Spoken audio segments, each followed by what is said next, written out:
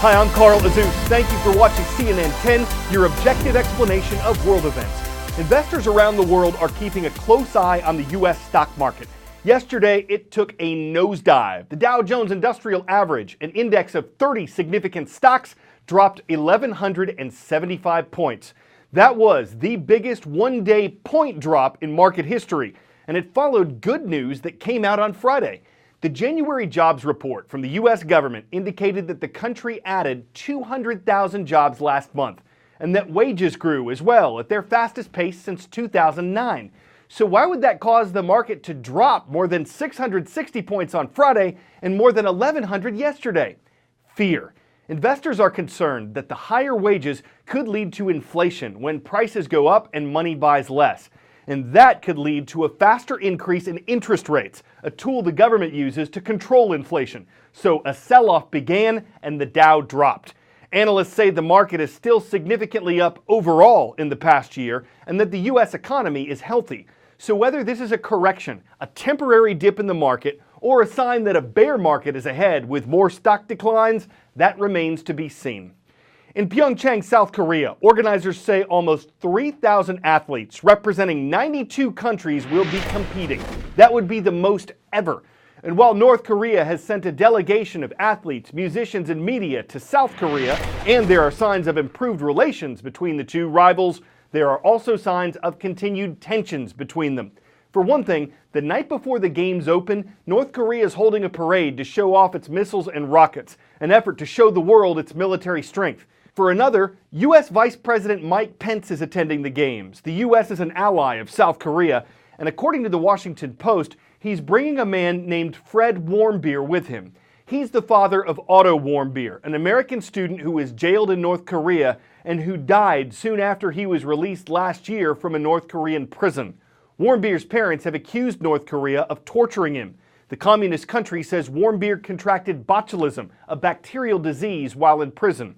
The presence of his father at the Olympics will probably anger North Korea, so it's likely these games will make political headlines as well as athletic ones. Dancing for joy outside a women's ice hockey game just days before the Winter Olympics. Some supporters delighted about the joint team from Korea playing what's supposed to be a friendly match against Sweden. But others not feeling so friendly. Scuffles erupt between police and a small crowd of anti-North Korean demonstrators. They call North Korea's leader a dog. And they ridicule the Winter Games, calling them the Pyongyang, not Pyeongchang, Olympics. A flurry of diplomacy last month resulted in a last-minute decision to create the first ever joint North and South Korean women's Olympic ice hockey team. Playing under a unification flag, they stand for a Korean folk song instead of their country's national anthem. 23 South Korean players skate alongside 12 North Korean players under the leadership of South Korea's Canadian coach. The North and South Korean players only had a few days to train together, and in the end, Sweden soundly defeated them. Sweden, ranked 5th in the world, easily beat the Koreans 3-1. After the game, a North Korean coach and player briefly sat alongside South Korean counterparts to make a short statement about unity. But then, in a surreal twist, the North Koreans walked off stage to avoid answering questions from journalists. The team that's supposed to be a symbol of unity isn't even allowed to live together. North Korea is not going to be staying with us in the same building, in the Olympic Village. They have their own building, so all the North Korean athletes will be together. In an ideal world, yes, we would be in the same building and we would stay together because we need to do team meetings, we need to be together, we're one team. So, but unfortunately, it didn't work out that way, so we're just going to deal with it. 10-second trivia. Who famously said, "I saw the angel in the marble and carved until I set him free"? Leonardo, Michelangelo, Donatello, or Raphael?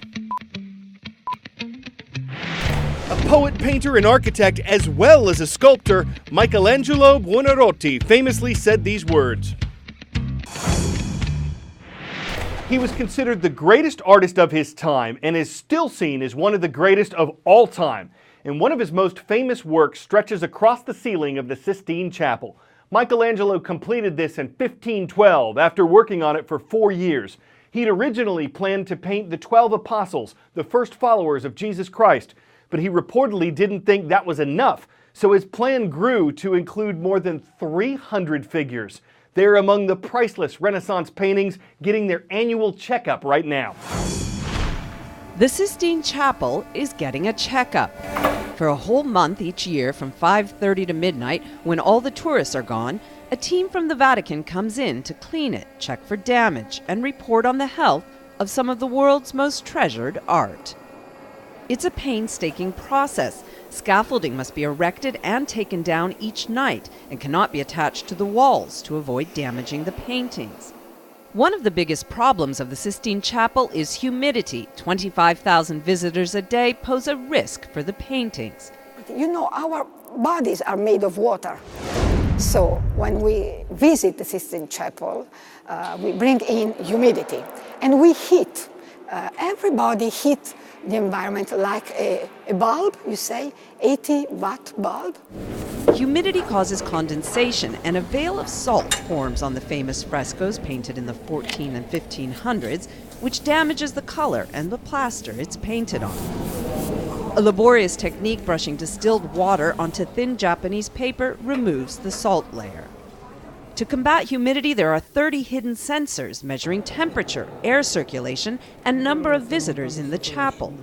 Dr. Victoria Cimino, the Vatican's conservationist, monitors the air quality in the chapel.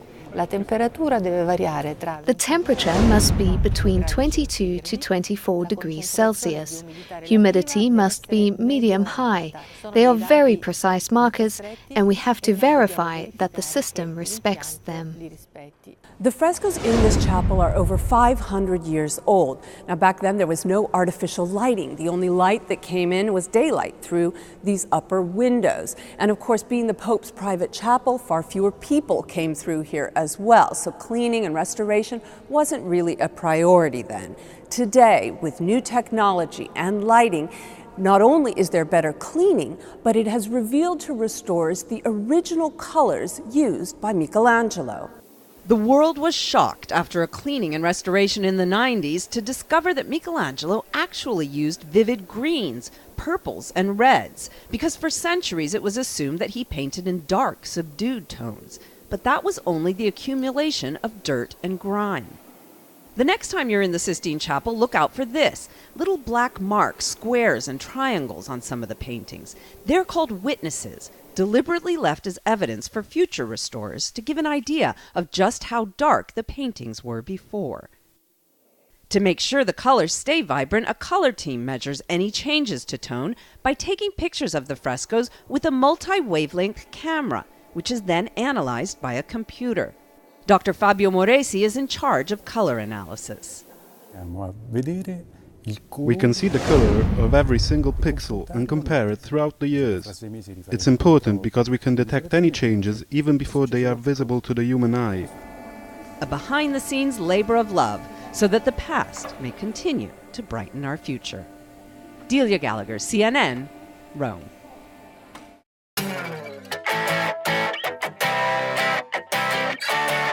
Sault Ste. Marie is a city in the Upper Peninsula of the U.S. state of Michigan. It's just across the St. Mary's River from Sault Ste. Marie, Ontario, Canada. And it's cold there. Annual snowfall more than 120 inches.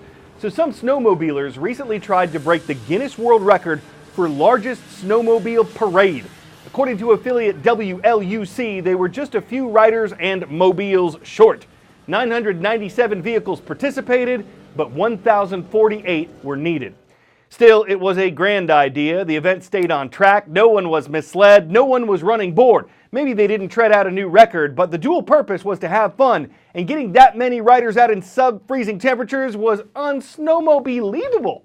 I'm Carl Azuz for CNN 10.